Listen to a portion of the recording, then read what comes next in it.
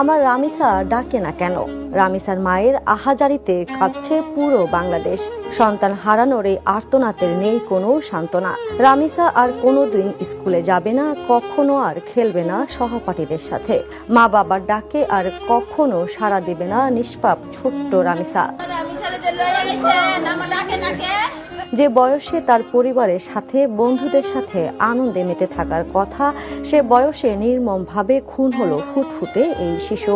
রামিসার বোন কাঁদতে কাঁদতে বলছেন, আমরা কারো সঙ্গে ঝগড়াও করতাম না, শত্রুতা তো দূরের কথা, তবুও পাশের ফ্ল্যাটের এক পাষণ্ডের বিকৃত লালসার শিকার হতে হলো ছোট্ট রামিসাকে। পুলিশ বলছে, হত্যার পর প্রমাণ গোপন করতে শিশুটির মরদেহ টুকরো করার পরিকল্পনা করেছিল অভিযুক্ত সোহেল রানা।